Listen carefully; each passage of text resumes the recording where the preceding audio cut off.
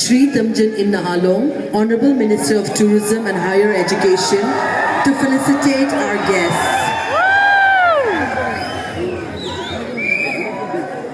Our first honored guest for the evening is Miss Melinda Pavek, the United States Consul General. Madam, please be on stage when Shri Innahalong felicitates you.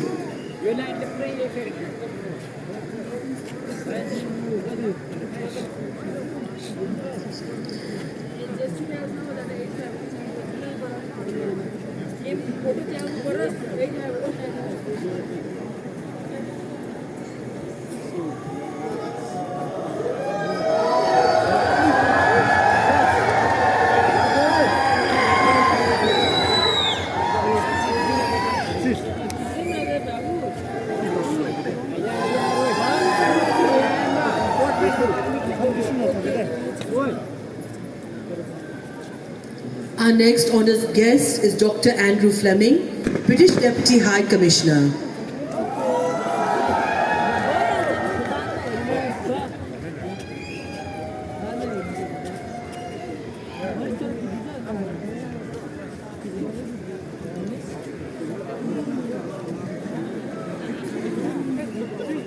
I would now like to invite Miss Melinda Pavek to please take the stage and say a few words.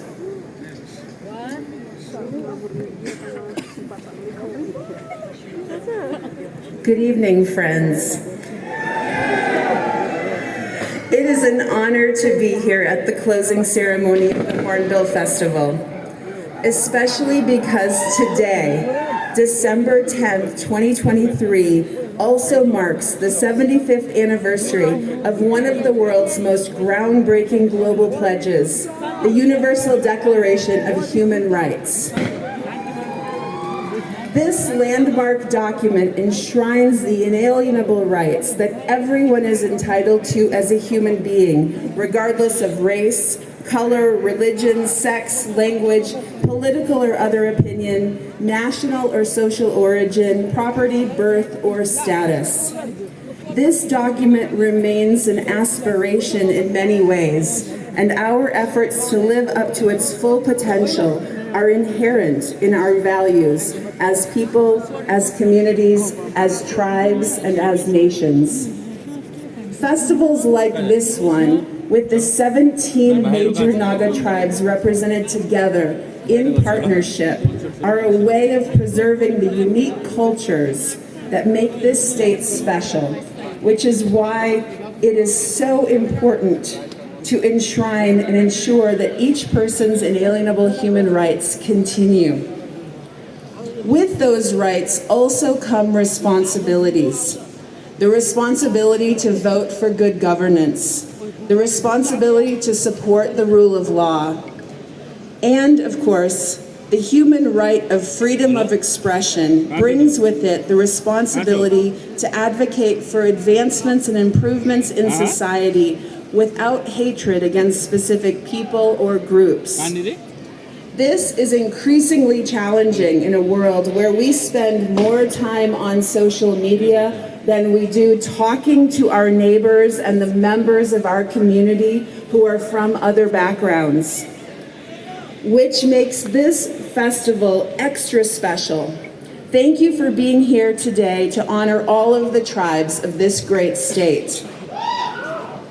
I am also honored to have with me two representatives from three great Native American communities. My nation, the United States, made many mistakes in our treatment of our tribal communities. Today, tribal nations in the United States still face many barriers to fully exercising their inherent sovereignty, especially in federal funding programs.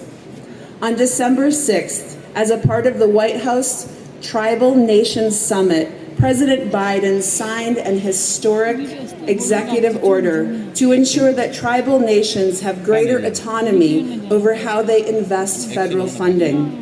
The U.S. executive order affirms that tribal self-governance is about the fundamental right of a people to determine their own destiny and to prosper and flourish on their own. This festival may be one of the first festivals in India and the Northeast to include U.S. tribal nation participants as performers, but I believe that it won't be the last.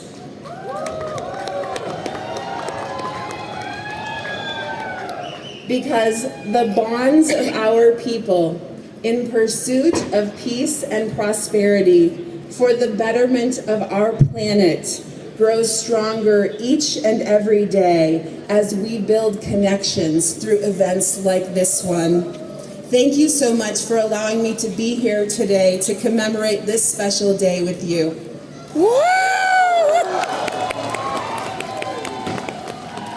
Thank you, ma'am, for your kind words. I would now